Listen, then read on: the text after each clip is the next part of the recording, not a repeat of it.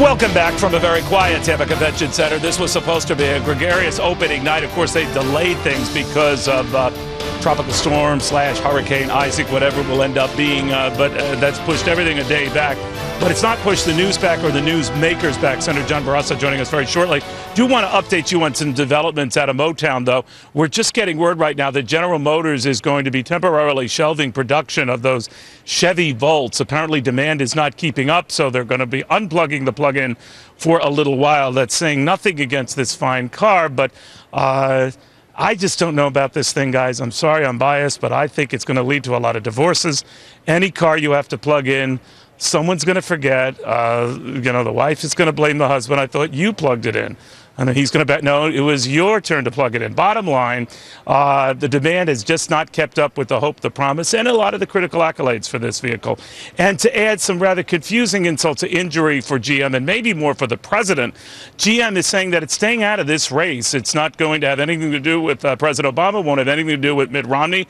As apolitical as a major rescued car maker can get, maybe that says something about this environment that the president, who really was behind keeping GM around as a vibrant entity, is not going to be getting the blind support of GM company workers. Now, needless to say, a lot of the union workers there are lockstep behind the president, but as a company policy here, as apolitical as you can get, if there is such a thing these days.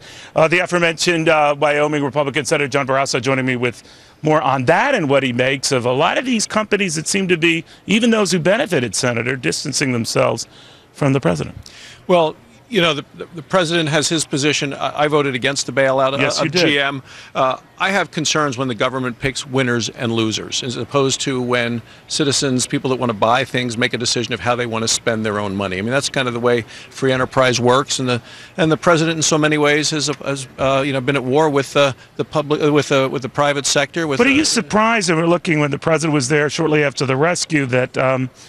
He is even in Michigan right now. This was the state that you had someone like Mitt Romney, even though born there, was against the bailout. That was thought a giveaway to the Democrats then, and the president could lose Michigan. Well, he could, and he should, because of the issues of the job, the economy, the debt, and the amount of spending that's happening in this administration. 1 out of 3 Americans thinks the country's heading in the right direction. 2 out of 3 believes it's heading in the wrong direction. Is that what's going on in these battleground states? I mean, it doesn't take much for these to tip from close to, a run of the table for Mitt Romney. We're not there yet, but I mean, that's a hoot of thunk, isn't it? Well, I think it can happen. When you take a look at over 40 months of unemployment, over 8.8% in a country which should have had a much better rebound after the recession. People are not happy with the fact that there are 23 million Americans either unemployed or underemployed. People want to go back to work in this country, but yet with what we've seen, the policies of this administration, they have made it worse, and we can do better. And the American people expect better, and they just are not getting it, Neil, from this administration or this president. Now, I've bemoaned this question a lot, Senator, so pardon me if I sound maybe like Barbara Walters here, but it's a feeling thing, too, for a lot of people. And the rap against the Republican nominee is he's a serious businessman, very astute, but emotionless and doesn't drive passion. Not as likable as Barack Obama. Big problem for him, because in this economy right now, he should be, that is Mitt Romney, leading by 10 points, and he's not, and that's because he's not likable. Do you think that's an issue?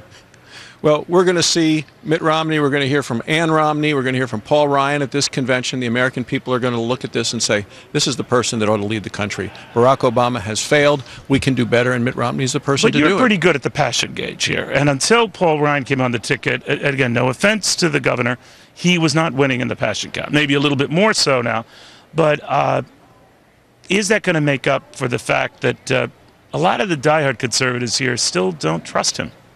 Well, I believe that, you win by building a coalition, and you have a broad coalition of people who all believe we can do better than what we have under Barack Obama, and specifically with jobs and the economy and debt and spending.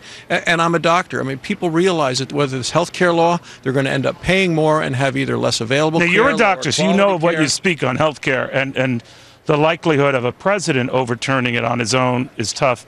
But it would it would require Republicans taking the Senate, right? And we need to pick up 4 net Senate seats. We're working on that. I've been traveling the country in various states working to try to elect Republicans to the Senate. But we also need Mitt Romney in the White House. He is the one person who can make sure. But you need to do it by reconciliation. In other words, a simple majority vote to dismantle key aspects of this one by one. And that's a Herculean leap in itself. Yeah, we need to get 51. We need budget reconciliation, and you need Mitt Romney in the White House. And that's how we can undo this terrible. And you think you'll get all 3? Well, I'm not going to stop working until we get them all. Senator, thank you very, very much from the beautiful state of Wyoming. Senator Barrasso, and again, one of those who actually knows what he's speaking about on health care because he's a doctor. People always forget that.